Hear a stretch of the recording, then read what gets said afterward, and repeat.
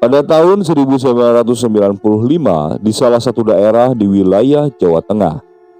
Sore itu, tampak seorang ibu yang mengingatkan anaknya.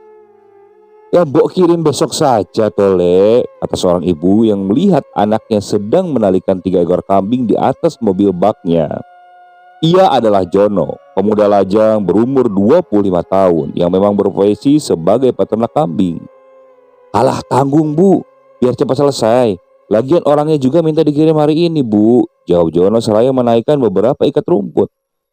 Sang ibu hanya bisa menghela napas panjang, yang mana segera ditanggapi oleh Jono dengan berkata, "Tenang bu, ini deket kok. Paling nggak sampai 1 jam aku juga sudah balik lagi."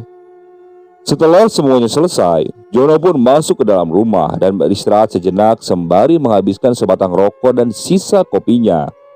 Dan kira-kira 15 menit kemudian, ia pun bersiap untuk berangkat mengirimkan kambing-kambing tersebut.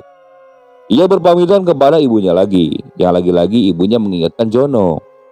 "Hati-hati Ole, ini sudah hampir jam 5. Pokoknya nanti kalau di jalan ketemu maghrib, kamu melipir dulu," pesan ibunya seperti itu. "Siap bu, siap. Tenang aja ibu, gak usah khawatir," jawab Jono seraya menyium tangan ibunya dan setelah itu beranjak menuju mobilnya. Sang ibu mengantarkan sampai depan pintu dengan perasaan yang sebenarnya sedang tidak enak. Namun rasa itu pun ditepi saat melihat Jono tampak bersemangat. "Hati-hati ya," kata sang ibu yang dibalas oleh Jono dengan suara klakson mobilnya. Hingga akhirnya sore itu Jono pun berangkat tanpa ia sadari bahwa hari ini akan menjadi salah satu hari yang bahkan tidak pernah ia lupakan seumur hidupnya. Kejadian itu bermula kira-kira setengah perjalanan. Saat itu Jono mau tidak mau harus menepi karena mobilnya mengalami pecah ban. "Aduh, ada-ada saja," menurut Jono. Untung saat itu memang Jono tidak dalam keadaan berkecepatan tinggi. Jono pun turun dari mobilnya seraya membawa dongkrak dan berbagai kunci. Di situ beberapa kali Jono mengumpat seraya melepaskan kunci dari ban cadangannya.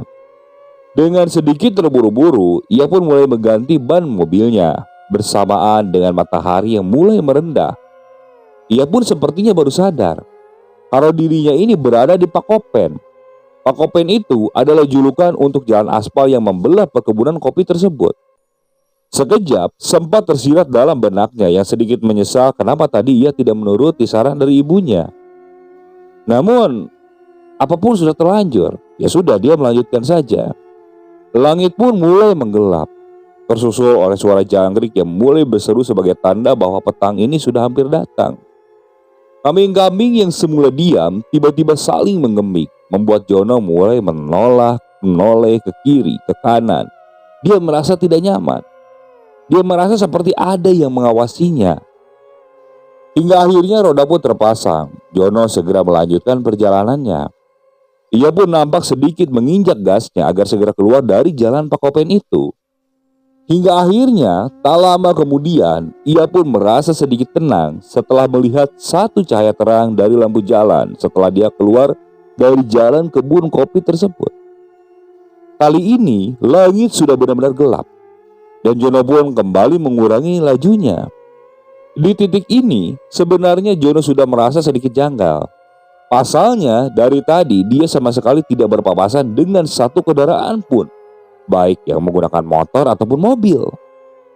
Hingga akhirnya dia tertegun ketika tanpa sengaja memeriksa almanak kalender di dashboard mobilnya yang menunjukkan bahwa sekarang ini adalah Kamis Wage.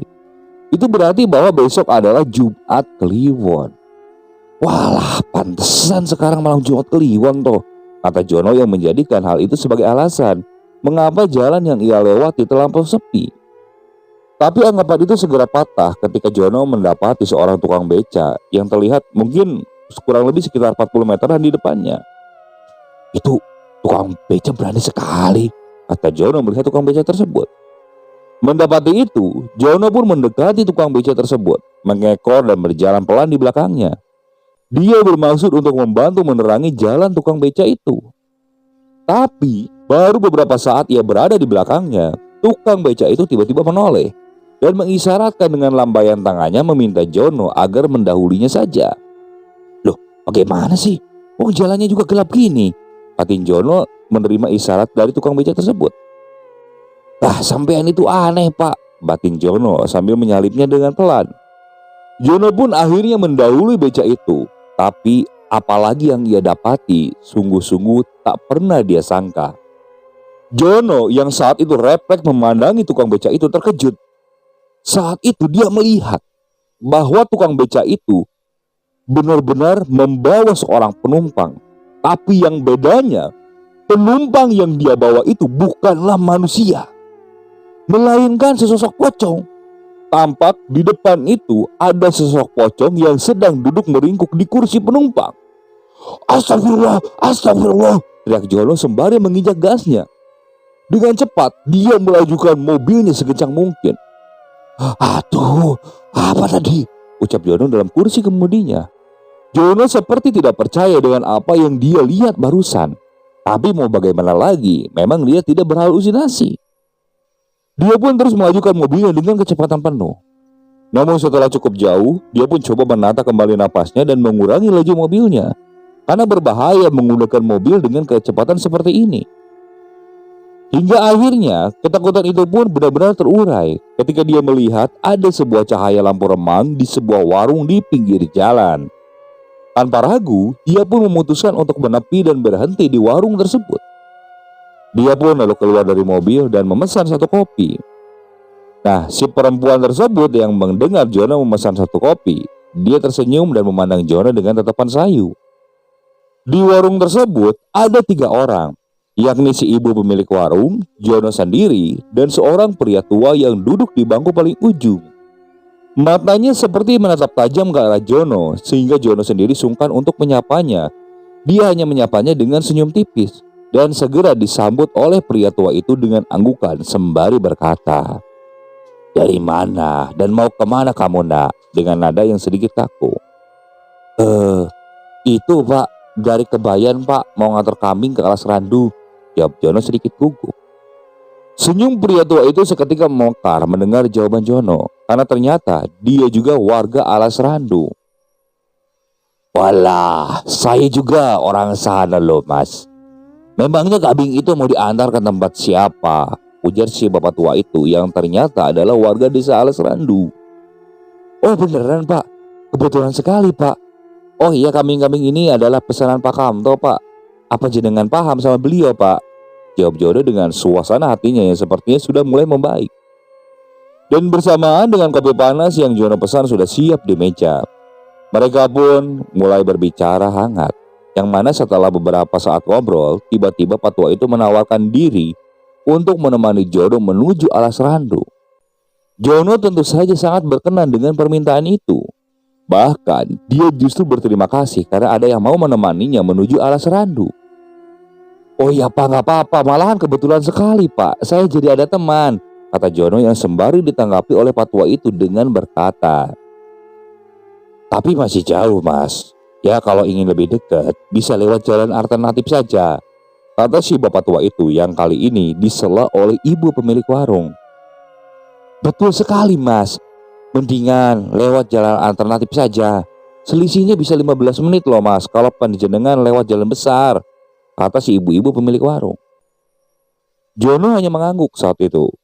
Jono pun kembali menikmati kopinya seraya ngobrol kecil dengan si Pak Tua dan juga si ibu pemilik warung.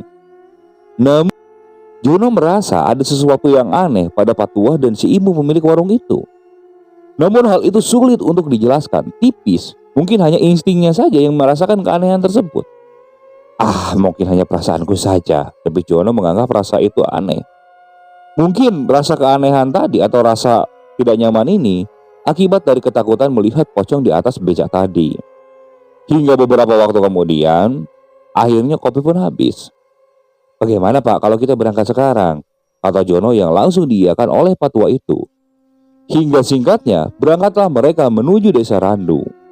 Mobil pun berjalan kembali dengan Jono yang kini ditemani oleh Pak Tua tersebut, orang asing yang bahkan belum diketahui namanya. Mereka pun berjalan landai, tak berkecepatan cepat, tapi tidak begitu lama juga. Sampai akhirnya, sesuai saran dari Pak Tua, mereka memotong jalan. "Pas itu. Nah, belok terus masuk ke jalan itu," kata Pak Tua itu sembari menunjuk ke arah sebuah gapura putih beberapa meter di depan mereka, gapura itu terlihat. Nah, Jono sebenarnya sudah sedikit heran melihat gapura tersebut.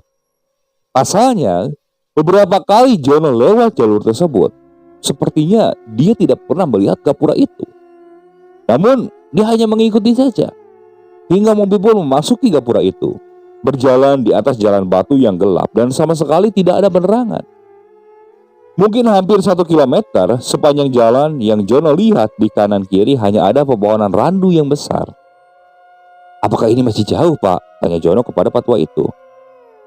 "Tidak, Mas, sudah dekat, tidak jauh lagi kok," jawab patua sembari melepaskan mantelnya, yang kini membuat Jono sedikit heran yang melihat baju yang dikenakan oleh patua tersebut.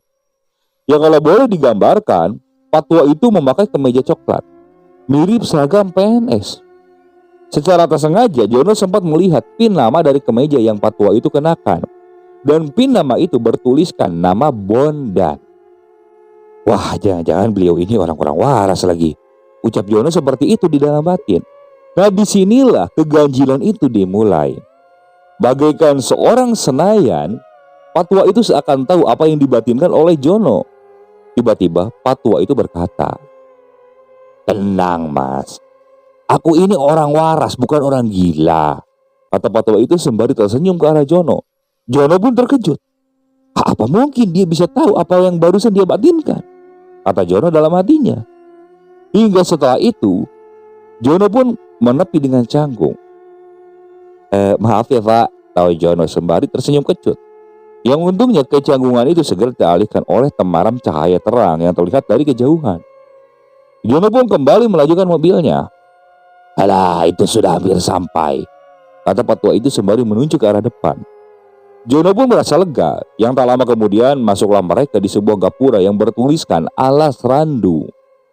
Tapi tak butuh waktu lama, Jono kini menyeritkan dahi.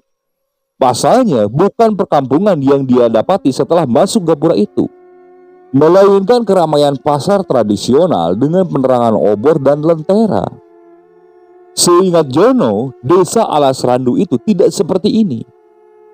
Tapi logikanya masih coba menyangka-nyangka mungkin saja sedang ada orang hajatan atau ada pertunjukan.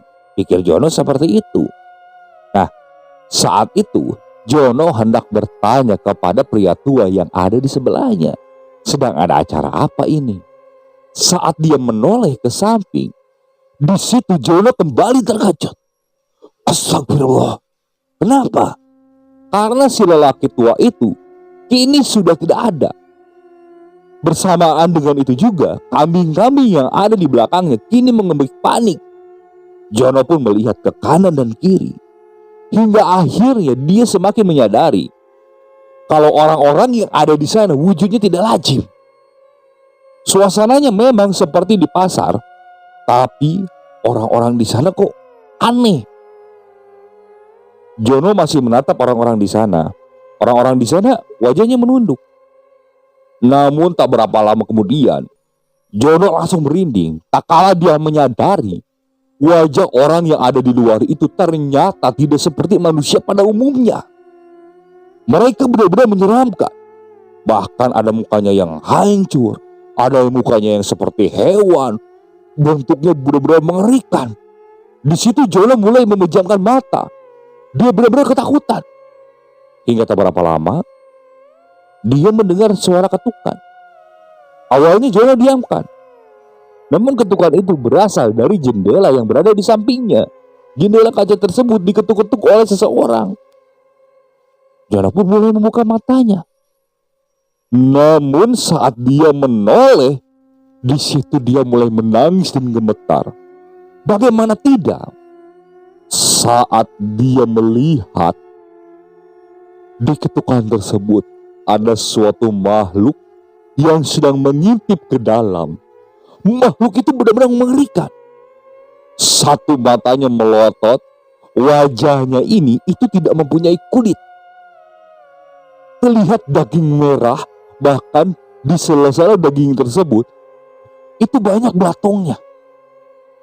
Yang lebih menakutkannya lagi, tak berapa lama kemudian dia melihat beca yang membawa pocong tersebut itu berada di depan mobilnya.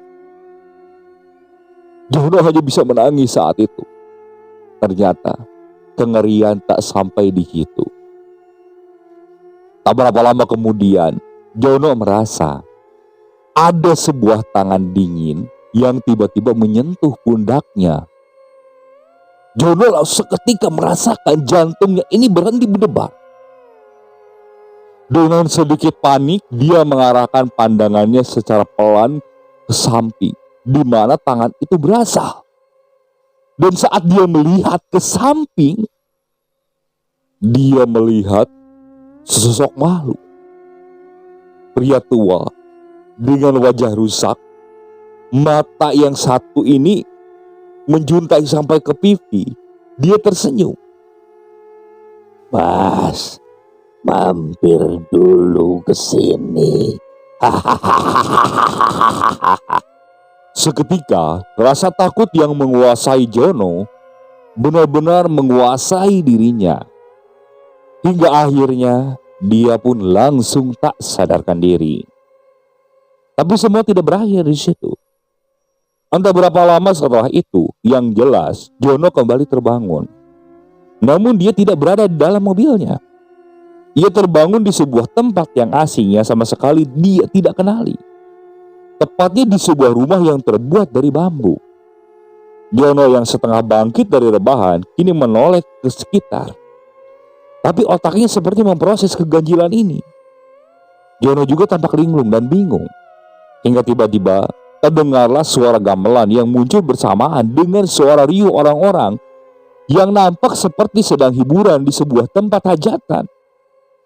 Orang-orang itu seperti berada di luar. Dan jika boleh digambarkan, suara riuh itu benar-benar sangat kencang. Jono sempat memastikan dengan menempelkan satu telinga di dekat tembok bambu tersebut. Namun Jono langsung tersentak mundur dan menjauh dari tembok bambu itu. Suara itu memang nyata baginya. Dan seketika, Jono pun kembali meringkuk di tempat rebahan tadi. Ketakutannya mulai kembali datang memenuhi seisi kepalanya. Hingga tiba-tiba di sela riuh gamelan dan ketakutannya itu yang tak tergambarkan, terdengar suara orang yang memanggilnya. "Mas, panjenengan harus pergi dari sini, Mas." Begitu suara yang terdengar saat itu, dan membuat Jono lebih memilih untuk semakin meringkuk dan menutupi kedua telinganya. Tapi suara itu terus saja dan semakin jelas terdengar. "Mas, sampean kudu budal seko kene, Mas." Sangat tak karuan yang Jono rasakan saat itu. Dia bingung, dia takut, tapi bingung harus berbuat apa. Kalau pergi, dia pergi harus kemana? Pikiran Jono seperti itu. Semua perasaan itu menjadi satu. "Mas, sampean kudu pergi dari sini, Mas." Terdengar lagi suara yang entah dari mana dan dari siapa, membuat Jono yang mulai merasa kesal dan memilih bangkit dan membuka matanya. "Mas, sampean kudu pergi dari sini, Mas." Untuk kesekian kalinya suara itu muncul lagi, yang mana hampir bersama dengan itu, yang Jono baru membuka matanya sangat terkejut. Dia melihat seseorang yang duduk di sampingnya. Seorang pria parubaya yang sepertinya buta. Dia tengah duduk di lesehan di dekatnya. Yang tak mana setelah itu, pria itu bertanya kepada Jono, yang pada intinya mempertanyakan, kenapa Jono bisa berada di sini. Di situ Jono menceritakan semuanya dari awal pertemuan dengan sosok pocong di beca tersebut sampai dia di warung dan bertemu dengan Bondan. Dan Bondanlah yang menunjukkan arah sampai ke sini. Pria tua itu terdiam. Hingga tak berapa lama dia bilang, "Sudah, ayo, cepat ikut denganku," pinta pria buta itu yang ternyata hendak menolong Jono keluar dari tempat tersebut. Jono pun mengangguk akan permintaan tersebut. Dan pria tua itu langsung bangkit dan meraih tangan Jono.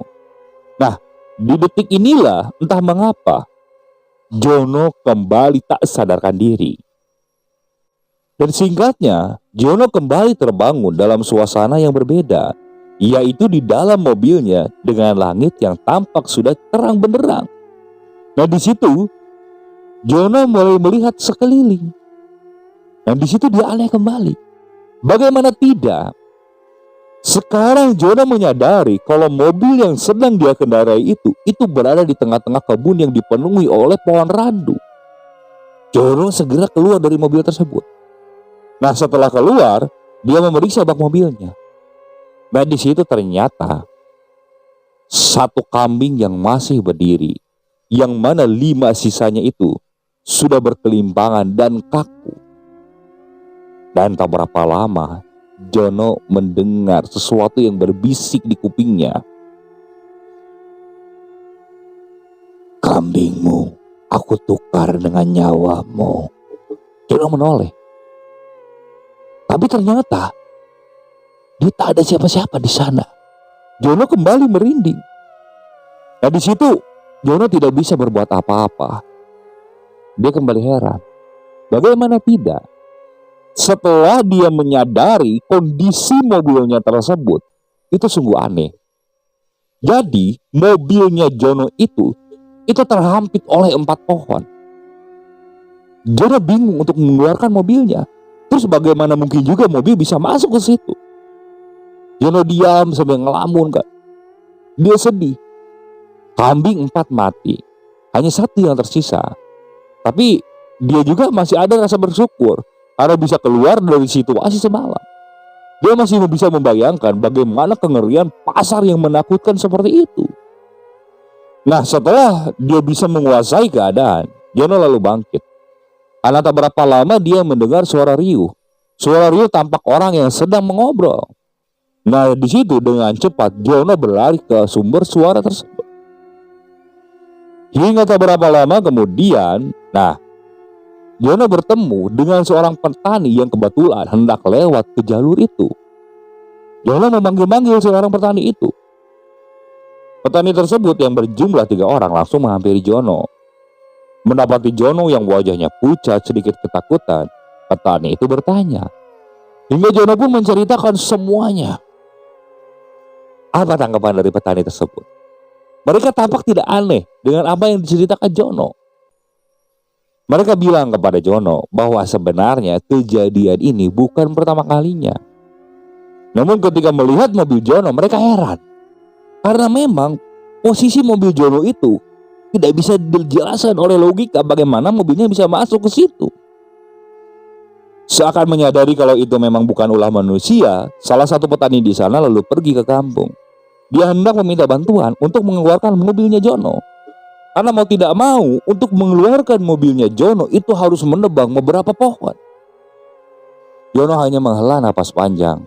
Tidak menyangka kalau gara-gara hal sepele dia tidak mendengarkan saran ibunya, benar-benar berakibat fatal. Beberapa lama kemudian, beberapa warga sudah datang. Beberapa juga ada yang sekedar ingin tahu, karena mereka sudah tidak aneh. Kejadian orang terjebak di alas tersebut bukan pertama kalinya. Singkatnya, beberapa orang membantu menebang pohon itu. Mungkin hampir sekitar 6-10 pohon yang ditebang untuk bisa mengeluarkan mobil Jono dari alas tersebut. Jono pun berterima kasih kepada bapak-bapak tersebut yang sudah membantunya. Dan setelah itu, Jono pun kembali ke rumah. Karena tidak mungkin dia mengandalkan cuma 1 kambing. Sedangkan yang 4 memang harus diganti dulu. Sampai di rumah, ternyata ibunya nampak sedang menunggu kedatangan Jono. Katanya ibunya benar-benar khawatir. Bahkan tadi malam ibunya ini tidak bisa tidur.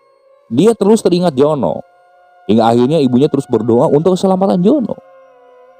Jono hanya menangis dan benar-benar menyesali karena dia tidak mendengarkan omongan ibunya. Dan setelah kejadian itu, Jono pun sadar kalau ibunya bilang suruh tidur tidak mengirim pada malam hari, dia pasti mengikutinya. Dan apabila Jono harus pergi ke suatu tempat yang memang banyak jalur sepinya, kali ini dia selalu mencari teman, tidak sendirian. Karena dia takut. Dia takut kalau misalnya kejadian itu terulang kembali. Satu hal lagi, Jono penasaran kepada patua yang dulu menunjukkan jalannya ke tempat itu, yaitu patua yang mengenakan baju coklat yang bertuliskan nama Bondan. Mungkin setelah 1 bulan setelah kejadian itu, Jono kembali lagi ke tempat di mana dia diselamatkan. Nah, dia menemui salah satu warung di sana dan ngobrol.